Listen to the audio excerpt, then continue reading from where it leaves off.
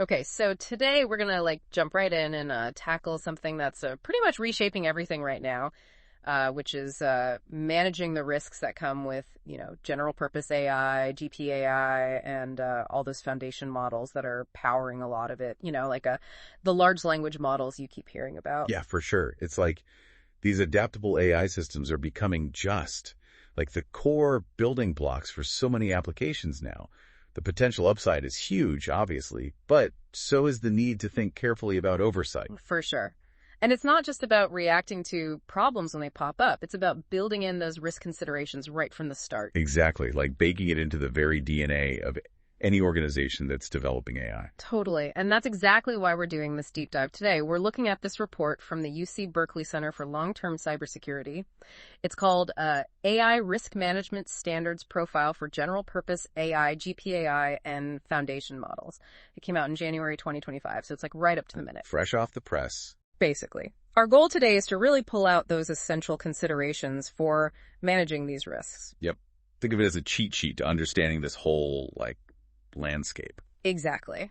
So this report, it lays out these specific practices that can help us really, spot, analyze, and lessen the risks that come with these powerful AI systems. It's basically a practical guide that's built on the experiences of those leading organizations in the field. Oh, and hey, I gotta mention, the report's cover art is pretty interesting. It's got this whole parallel going on between AI's impact now and the Industrial Revolution with the steam engine. There's even an image of the Crystal Palace. Oh, yeah, I saw that. Yeah. It made me think about how back then all that crazy innovation, obviously it brought a ton of progress, but it also brought some pretty serious downsides when things went off the rails.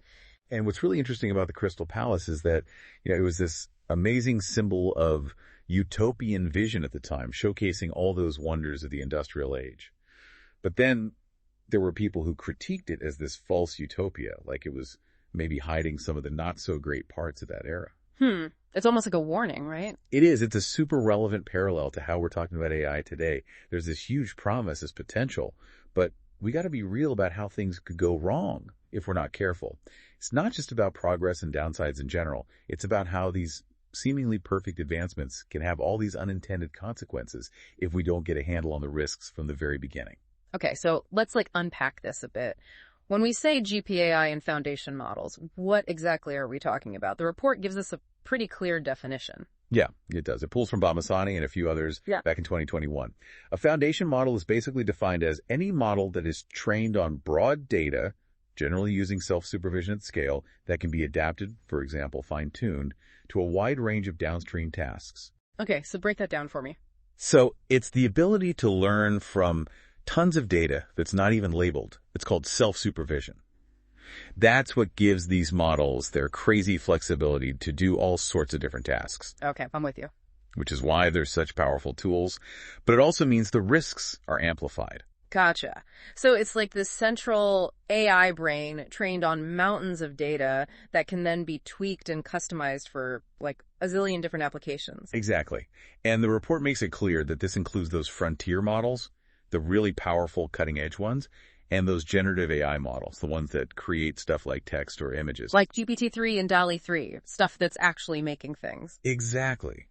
But it's also important to remember what's not included in this definition. Things like fixed-purpose AI systems designed for one specific job, like image classification or speech recognition, those aren't the main focus here. This is about the core engines that are driving so much of the AI we're seeing now. Which brings up a big question. Why is it so crucial to have solid risk management specifically for these types of models? There are a few key reasons, according to the report. First, their scale is massive. We're talking huge potential reach here. Because they can be adapted for so many uses, their impact can be incredibly widespread. It's like a ripple effect. Exactly. Yeah. Then there's the increased risk of misuse and abuse. Think about how easily these models could be used to create really convincing disinformation, for example. Oh, wow. That's scary. And perhaps even more interesting, these models can have unexpected behaviors and vulnerabilities just because of how complex they are and the huge amount of data they're trained on.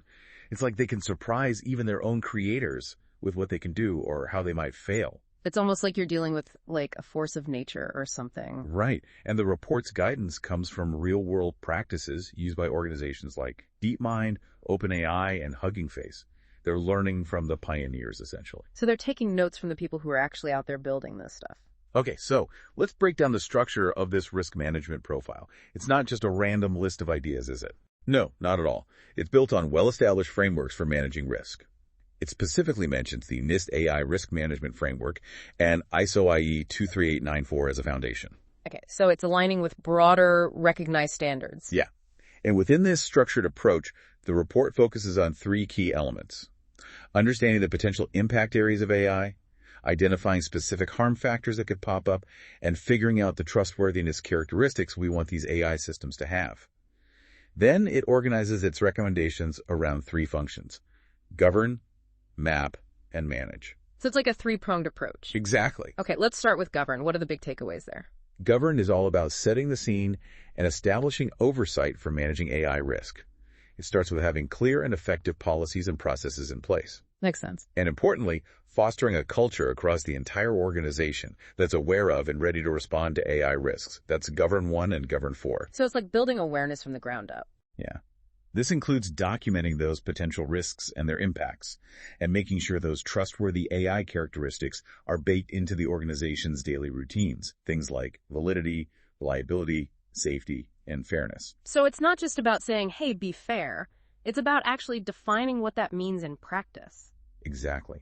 Fairness might mean ensuring that the AI doesn't discriminate against certain groups of people. Safety means it can operate without causing harm. We need to be specific. Right, so those are the real-world implications. The report also talks about risk tolerance. That feels super important, especially when things are changing so quickly in this field. Definitely. Organizations need to figure out and clearly document how much risk they're willing to take on, especially when it comes to those no-go zones, the unacceptable risk thresholds for developing and deploying GPAI. This is where MAP 1.5 and Govern 1.3 overlap. Okay, so you're mapping out the danger zones and then setting clear boundaries for what's off limits. Exactly. And it's not just about what's going on inside the organization. External engagement is a big part of this too. Govern 5. Right, it's not happening in a vacuum. These AI systems can have such huge impacts on society that it's crucial to have strong ways to engage with people outside the development team, get their input, hear their perspectives. They might see things that the developers who are focused on the technical stuff might miss. Absolutely. And finally, under Govern, there's third-party risks, Govern 6. This is a tricky one. Yeah, with so many different parts potentially coming from different places, that seems really complicated. It is. Organizations need to have clear policies and procedures for managing those AI risks that come from third-party software, data sources, and the whole supply chain. You got to think about the risks from those external connections too. Okay, so govern is about laying the groundwork, setting the rules. Now let's move on to map. What's the main focus there? MAP is all about getting a deep understanding of the AI risk landscape. It starts with understanding context, MAP 1.1. This means digging into the AI system's intended purpose, its potential benefits, the relevant laws and social norms, and the different places it might be used. So it's like creating a detailed map of where this AI is supposed to go and what it could do, good or bad. Exactly. And don't forget, considering the impact on individuals, specific groups, and society as a whole, we got to think about the big picture. Right, the potential consequences. The report then goes into identifying impacts and harm factors. That sounds like the real meat of risk assessment. Yeah, that's where it gets real. MAP 2, MAP 4, MAP 5. This is about categorizing the AI system based on its capabilities and uses, then mapping out all the potential risks and benefits, including any third-party components it relies on. So you're looking at the whole system, not just the AI itself. Right. And the key here is to figure out how likely those identified impacts are to happen and how big the consequences could be if they do. The report calls out those significant, severe, or catastrophic harm factors. Yikes. That sounds serious. What kind of things fall under those high-severity categories? We're talking about the potential for manipulation and deception, which could have huge consequences. Also, negative impacts on trust in institutions and even democratic processes. And then there are correlated robustness failures. Think of it like multiple safety systems in a machine all failing at the same time because of a shared weakness. Like a domino effect. Exactly. And of course, there's the potential for the AI to be intentionally used for harmful purposes. The report also specifically mentions potential negative impacts on health, safety, well-being, human rights, vulnerable groups, and the environment. So it's a pretty comprehensive list of things to worry about. It is, but it's important to be aware of all of them. For sure. The report also mentions objective misspecification. What does that mean in a practical sense? It's the risk that we might define the AI's goals in a way that seems fine at first, but actually leads to unintended or harmful results. MAP 1.1. A classic example is social media algorithms that were meant to keep users engaged, but ended up pushing extreme content and disinformation. So the AI was doing what it was told, but the goal itself was flawed. Exactly. It's a subtle but significant risk with these powerful systems. That makes a lot of sense. So MAP is all about understanding the potential dangers. Now, how do we go from understanding to actually doing something about it? That's where manage comes in, right? Right. Manage is about putting controls and safeguards in place to actively reduce those risks throughout the entire life cycle of the AI system, from design and development all the way to deployment and ongoing use. This includes implementing risk reduction controls. Manage 1.3, Manage 2.3, Manage 2.4. What kinds of controls are we talking about? Things like red teaming, where you have independent experts trying to find weaknesses and vulnerabilities in the AI. Independent auditing, which gives an unbiased assessment of the AI's risks and how they're being managed. And stage release, which is a gradual rollout of the system that allows for monitoring and catching any unexpected problems before full deployment. So it's like testing the waters before you jump all the way in. Exactly. Especially with these powerful models, you don't want to just unleash them without being careful. What happens if something unexpected does happen after the AI is out there being used? That's where oversight and deactivation comes in. Manage 2.4. There have to be clear mechanisms, along with assigned responsibilities, that allow for human intervention. Whether it's adjusting the AI's behavior, disengaging certain functions, or even shutting the whole thing down if it's not working as intended, or if there are negative consequences. So like a kill switch, basically. Kinda, but more sophisticated than that. Right. It's not just flipping a switch. And of course, once the AI is out there, you need to keep an eye on it and get feedback. Yep. Monitoring and incident response are crucial. Manage 4.1. This means having systems to track the AI's behavior in the real world, capturing feedback from users, and having plans in place for dealing with any incidents or problems. So it's about being vigilant and prepared? Exactly. All of this really emphasizes the need for transparency and accountability in developing and deploying these AI systems. So how does the report address those aspects? Transparency is a big theme throughout the report. It stresses the importance of transparency mechanisms, like model cards and system cards. Govern 4.2. These are kind of like nutrition labels for AI systems. They give stakeholders key information about the AI's capabilities, limitations, potential risks, and how it was developed and tested. So it's about being open about what the AI can do, what it can't do, and what the risks are. Exactly. And this goes for the development process too. The report recommends a staged release approach, not just for deployment, but for open sourcing powerful AI models as well. The idea is to prioritize risk management and safety evaluations before releasing the underlying code of the model. Makes sense. Safety first. Right. They suggest building confidence and gathering more data through closed or limited releases as a first step. Okay, so there's a roadmap for the future of this risk management profile. What are they focusing on for future versions?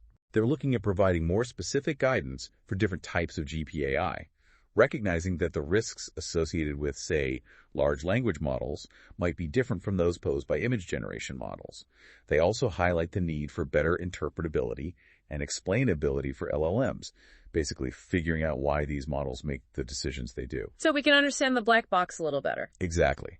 And the rise of agentic AI systems, where AI can act more autonomously, is another big focus area, as is the potential for recursive self-improvement in AI. Recursive self-improvement? That sounds like science fiction. It does, but it's a real concern.